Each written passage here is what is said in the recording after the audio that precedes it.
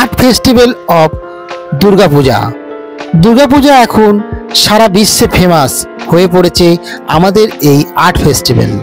আরে বাপরে, কি সুন্দর প্যান্ডেল দেখুন এখানে, দারুণ প্যান্ডেলটা। গোপী বাঘা ফিরে এলো থিম, তারপরে বিভিন্ন তাঁতের কাপড় কেটে তৈরি করেছে এই থিম। মানে দুর্দান্ত আমাদের এখন আর্ট ফেস্টিভ্যালের মেলা।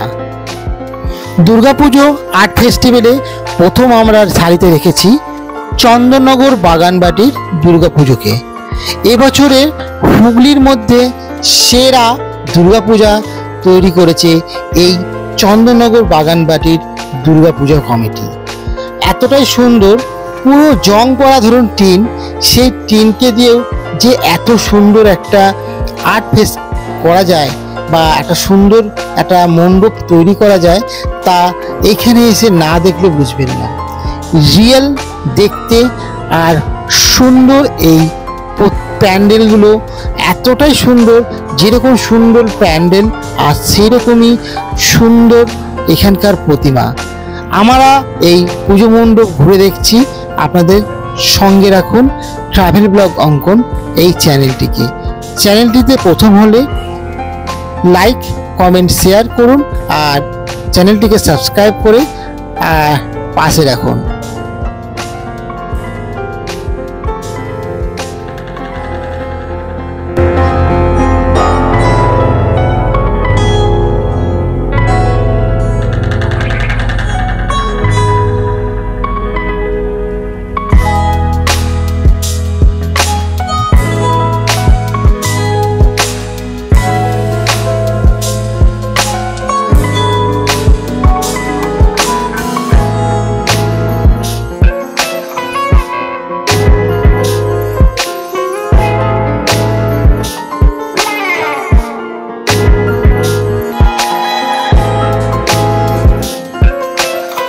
অসাধারণ সুন্দর একটি ঝর্ণা পড়ছে দেখুন, আর ঠিক ঝর্ণাটার ওপরেই মা দুর্গাকে বসিয়েছে। এত সুন্দর বিউটিফুল লাগছে দেখতে এই জায়গাটা, দুর্দান্ত। আর চারিদিকে টিন কেটে আলোকসজ্জায় সজ্জিত এই পূজা মণ্ডপ, খুবই সুন্দর লাগছে এই আলোকসজ্জা এবং প্রতিমা, দারুণ দেখতে। কারা কারা চন্দননগর বাগানবাটির দুর্গা প্রতিমা দেখেছেন তারা অবশ্যই কমেন্টে জানাবেন। আরেকটি আর্ট ফেস্টিভ্যাল ভূতের রাজা দিল বর। মানে এই প্যান্ডেলটা সত্যজিৎ রায়ের যে আমরা দেখেছিলাম না, একটা গোপী গাইন বাঘা বাইন, তো এরকম ভূতের রাজা দিল বর, জবর জবর তিনবার, তো এরকম একটা প্যান্ডেল আমরা এখন দর্শন করতে চলে এসেছি। এটাও একটা আর্ট, দুর্গাপুজো মানেই তো আর্ট, তাই না? তো দুর্গাপুজোতে আর্টের মানে এটা বাচ্চাদের জন্য খুব সুন্দর এই প্যান্ডেলটা। সব কিছুকে মাথায় রেখে এনারা এবছর প্যান্ডেল তৈরি করেছে। প্রত্যেক এক একটা প্যান্ডেল এক এক ধরনের তৈরি করেছে। আপনারা যারা কলকাতা থেকে অনেক দূরে থাকেন বা কলকাতার মধ্যে থাকেন, কারা কারা এই প্যান্ডেলটা দেখেছেন তারা অবশ্যই আপনারা কমেন্টে জানাবেন। খুব সুন্দর এই প্যান্ডেলটা। তো আপনারা দেখুন কত দর্শক আসছে আর সুন্দরভাবে সেলফি তুলছে। এই হচ্ছে সেই ভূতের রাজা, সে সবাইকে বর দেয়। ভূতের রাজার কাছে আপনি যে গোপী গাইন ছিল আর বাঘা বাইন ছিল, সে তিনটি বর চেয়েছিল। সে বরগুলো কি না, তাকে একটা জুতো দিয়েছিল, সেই জুতোটা পায়ে পড়ে হাততালি মারলে সে যেখানে চাইবে সেখানে চলে যাবে, যা ইচ্ছে তাই খেতে পারবে, সব কিছু সব ধরনের। এই প্যান্ডেলের থিম হচ্ছে সময়। একটা দড়ি ধরে আছে একজন একদিকে, আর একটা দড়ি দেখুন ধরে আছে আর একদিকে, আর সময়কে এ টানছে ও টানছে। সময় তো কারোর কাছে থাকে না, তাই সময়ের বলিদান তো অনেকেই হয়ে যায়। রাজা মহারাজা তাই বলি হয়ে গেছে, তো সময়ের কাছে সবাইকে হার মানতেই হবে। তো সময় আদিতে ছিল, এখনো আছে, পরেও থাকবে। বৃশ্চিক রাশি যে সময়ের ফল যা বলে না, সময়ের দোষ, তো সবই রাশিফল থেকে বোঝানো হয়েছে আপনার এই জিনিসটা ছিল, এই রাশিতে আপনার এইটা হবে, তা হতে পারে। সময়ের ওপর সব কিছু ছেড়ে দেয়। তো এইখানে যে থিম এতটা সুন্দর, সময়কে রেখেছে। আর প্যান্ডেলটি পুরো একদম এসি, ফুল এসি প্যান্ডেল। এই প্যান্ডেলটা সুন্দরভাবে তৈরি করেছে। আর এখানে বিভিন্নভাবে দেখুন সময়কেই বুঝিয়েছে। মানুষ চিন্তা করছে, সেটাও সময়। মোমবাতিটা যে নিভে যাচ্ছে, ধীরে ধীরে জ্বলে যাচ্ছে, সেটাও সময়, একটা সময় সে নিভে যাবে। তো সময়ের কাছে কেউ নেই। সময় যে আদিতে ছিল, এখনো আছে, পরে থাকবে। সময় যখন হচ্ছে গিয়ে আপনি সব থেকে, এই পৃথিবীতে যদি কেউ সব থেকে বড় থাকে, সে হচ্ছে সময়। তাকে হারানো অসম্ভব, কোনোদিনই কেউ তাকে হারাতে পারবে না। তো সময়ের সাথে সঠিক কাজ করুন, সঠিক কথা বলুন, সঠিকভাবে মিলেমিশে চলুন। সময় সব কিছু বলে দেবে। আর এই হচ্ছে গিয়ে পুজো মণ্ডপ। আর এখানকার পুজো মণ্ডপের যে থিম খুব সুন্দর লেগেছে আমাদের। আর এখানকার যে মাতৃ প্রতিমা, প্রত্যেকটা দেখুন মাতৃ প্রতিমার মাথায় একটা করে ঘড়ি লাগানো আছে। তো এই ঘড়িগুলো বোঝাচ্ছে কি না, আমি ঘড়ি খুব কম পয়সা হলেও আমি সময়তে চলি।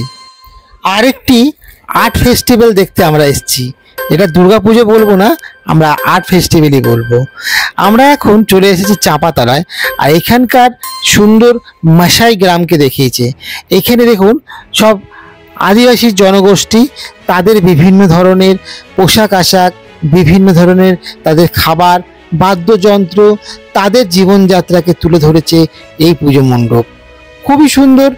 আর এই আর্ট ফেস্টিভ্যাল করার জন্য শুধু একটা দিনে হয় না, সারা বছরের পরিশ্রমের পরেই এত সুন্দর একটা প্যান্ডেল এই 4 দিনের জন্য এখানে লাগানো হয় বা এখানে তৈরি করা হয়।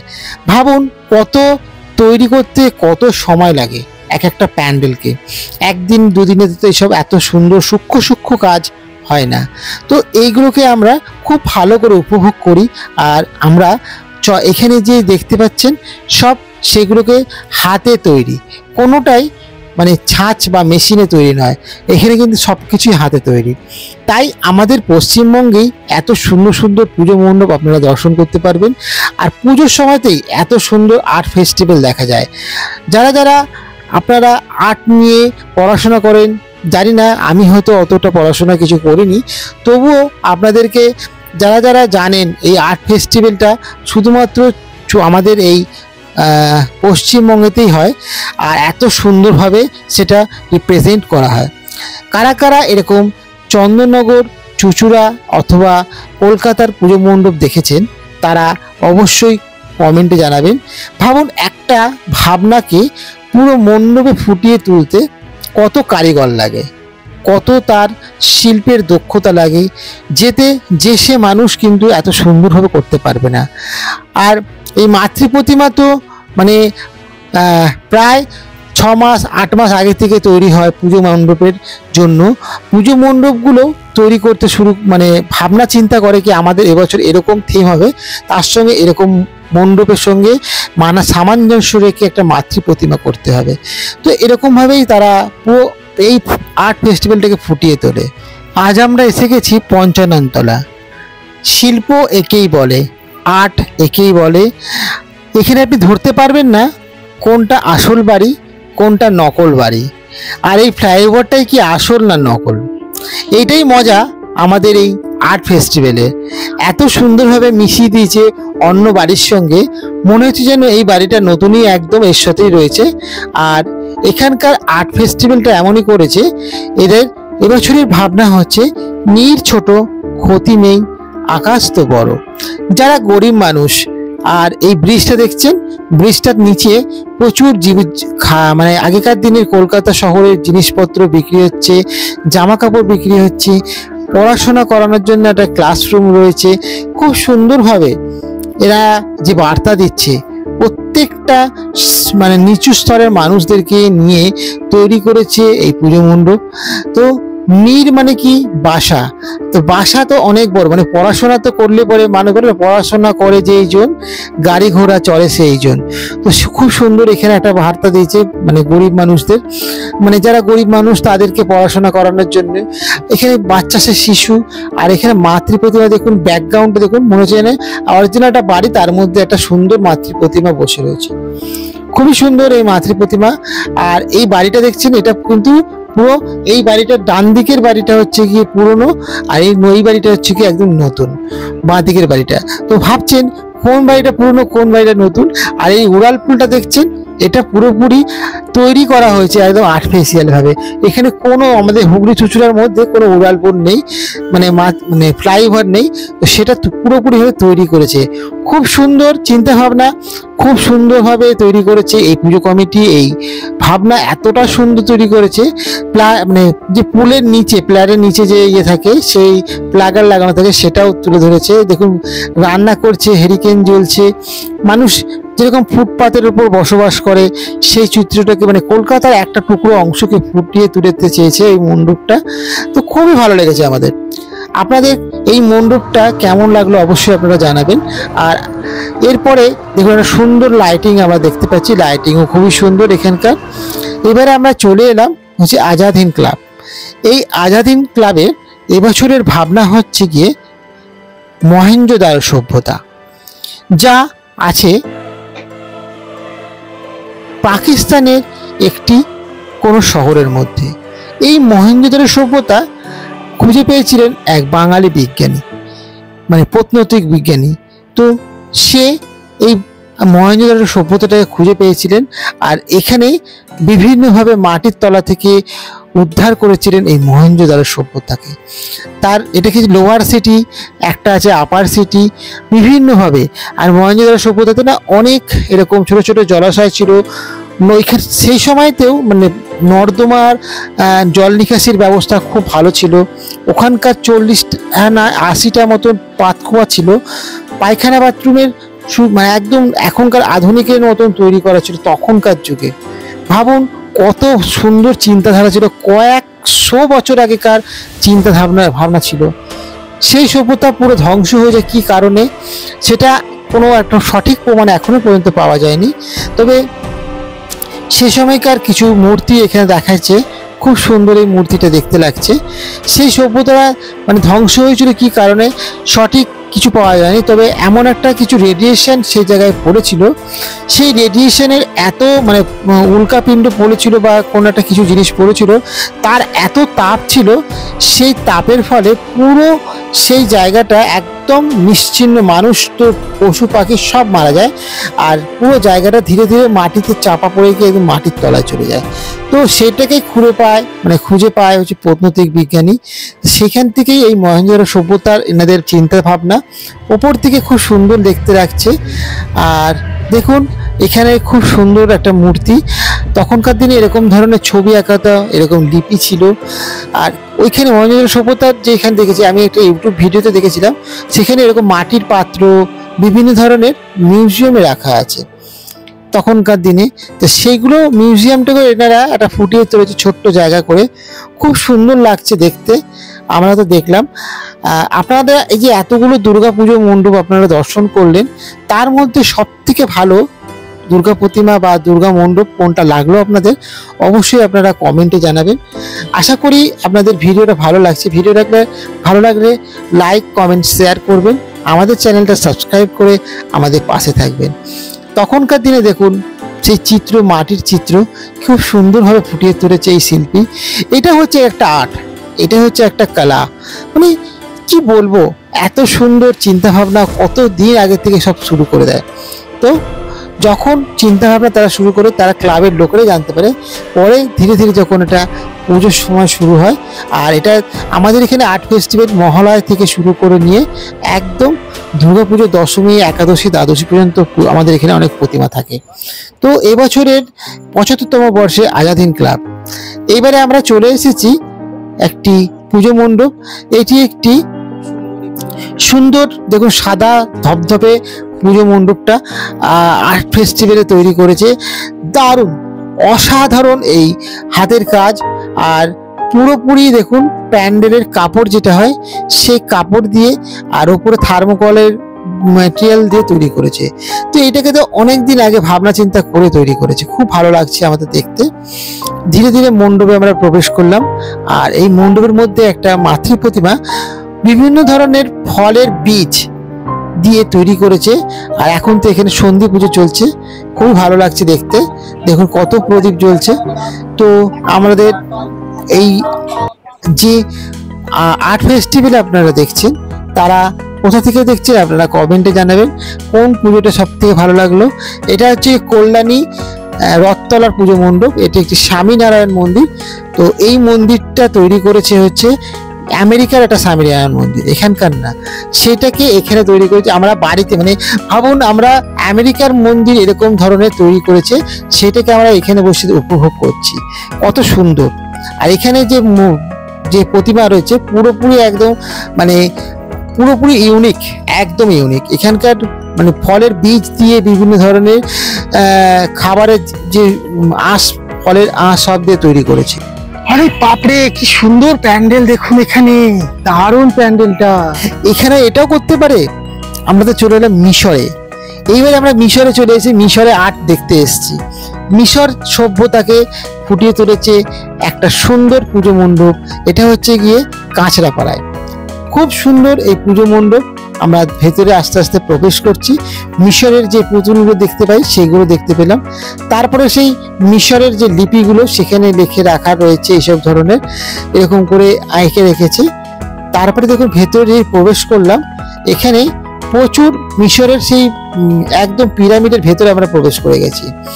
তো এর মধ্যে এরকম ধরনের লিপি, এরকম ধরনের মানচিত্র এরকম আঁকা থাকে। চিত্রগুলো কি ধরনের, কি বোঝায়, সবই কিছু একটা ব্যাপার আছে। তো ততটা আমরা কিছু জানি না। তো যতটা জানি এই আর্ট ফেস্টিভ্যালে তা বোঝাতে চাইছে একটা মিশরের ভেতরে পিরামিডের আমরা ভেতরে প্রবেশ করেছি। আর এখানে এই পিরামিডের ভেতরেই একটা দেখুন সুন্দর কারুকার্য করা রয়েছে। তারা সূর্যকে মেন উপাসক বলে প্রধানত মানত। দেখুন এখানে পাখিকে কি সুন্দর একটা খাঁচায় রেখে রেখেছে। তো আর একটা সুন্দর মূর্তি, স্ট্যাচু, খুব ভালো লাগে দেখতে। কারা কারা এরকম ধরনের পুজো দেখেছেন, আর এই পুজোটা কোথাকার, প্যান্ডেলটা কোথাকার, যারা জানেন অবশ্যই আপনারা কমেন্টে বলবেন, আর আমি তাদেরকে হ্যাঁ কি না সেটা উত্তর দেবো। দেখুন মিশরের আর একটা মানে ভেতরে প্রবেশ সেটা করলাম। আর একটা সুন্দর দেখুন ভেতরে একদম যে তাঁবুত থাকে, যে জায়গাটাতে মানে মিশরের যে যারা রাজা রানী থাকতো তাদেরকে যেই জায়গাতে কবরস্থ করা হতো, সেই জায়গাটাতে এখানে তৈরি করেছে। খুব ভালো লাগে দেখতে। আর এই দেখুন এখানে মাতৃ প্রতিমাও অনেকটা মিশরীয় যে রানীরা থাকতো সেরকম টাইপের তৈরি করেছে। আর এই দেখুন সে তাঁবুত যেখানে হচ্ছে গিয়ে মমিকে রাখা হতো, এর মধ্যেই মমিটাকে রাখা আছে। আর দেখুন তার উপরে যে তাঁবুত থাকতো, এই তাঁবুতের মধ্যে এই মমিটা ঢোকা থাকতো। সেখানে ওষুধ মাখানো সে জড়িয়ে কাপড়কে রাখতো, যাতে এই জীবন মানে তারা মনে করতো নাকি এখানে নাকি জীবন আছে, এখানে সবকিছু সোনা দানা সবকিছু রেখে দিত। তো এত সুন্দর চিন্তা ভাবনা তৈরি করেছে, আমার তো খুব ভালো লাগলো দেখতে। আর প্রতিমাতে তো নতুনত্ব ছোঁয়ায় রয়েছে, পরীর মতন দেখতে করেছে একদম। বাবা উনি দেখে তাজ্জব, দেখুন ভেতরটা। মিশরের মধ্যে আমরা চলে এসেছি। আর পিরামিড এটা মিশরীয় সভ্যতার। আর এই দেখুন আমার নিচে মমি শুয়ে রয়েছে, মানে এটা হচ্ছে তাঁবুত, সেই তাঁবুত এখানে রয়েছে। আরে বাপরে, আমি তো দেখে তাজ্জব, খুব সুন্দর প্যানেলটা তৈরি করেছে। আপনারা যদি কল্যাণীতে আসেন, এটা হচ্ছে গিয়ে কল্যাণী রথতলা নয়, এটা হচ্ছে রথতলা থেকে একটু এগিয়ে কল্যাণী কাঁচরাপাড়া মিলননগরের দিক থেকে। এটা মিলননগরের দিক, তাই তো? মিলননগর রথতলা, এটা খুব সুন্দর জায়গাটা। বাহ। এরপরে আমরা এসে পৌঁছালাম হচ্ছে আর একটা হুগলি চুচুড়ারই সুন্দর পুজো মণ্ডপ। এটা দারুণ জায়গা, অসাধারণ এই লাইটিং, আমাদের খুব ভালো লাগলো দেখতে। আর ধীরে ধীরে আমরা মণ্ডপের দিকে যাচ্ছি। দেখুন খুব সুন্দর লাইটিংটা করেছে, একটা নতুনত্ব টাইপের লাইট, আমাদের তো খুব ভালো লাগলো দেখতে। আর এই মণ্ডপটা একটা নতুন আর্টে তৈরি করেছে। এটা এনাদের ভাবনা হচ্ছে তাঁত শিল্প, যে পশ্চিমবঙ্গের সবথেকে বড় শিল্প, যে শাড়ি, মেয়েদের যারা শাড়ি পরে সেই শাড়িকে কেটে কেটে তৈরি করেছে এখানকার পুজো মণ্ডপ। মানে তাঁতের শাড়িকে যে ব্যবহার করে এত ভালো একটা আর্ট বা এত সুন্দর একটা পুজো মণ্ডপে তৈরি করা যেতে পারে, সেটা আমার ধারণা ছিল না। কারা কারা এরকম ধরনের পুজো মণ্ডপের ধারণা ছিল না, তারা কমেন্টে জানাবেন। দেখুন এতটা সুন্দর একটা ঝাড়বাতি তৈরি করেছে, খুব ভালো লাগছে। তো এটা খুব সুন্দর। আর এনাদের হচ্ছে গিয়ে এবছরে পরশ, চিন্তা ভাবনা হচ্ছে গিয়ে পরশ, মানে যে মায়ের যে আঁচলের যে পরশ, সেই আঁচলকে মানে ফুটিয়ে তুলেছে। পুরো শাড়ি কেটে কেটে শাড়ির মাধ্যম দিয়ে এত সুন্দর একটা মাতৃ প্রতিমা আপনাদের উপর দিয়ে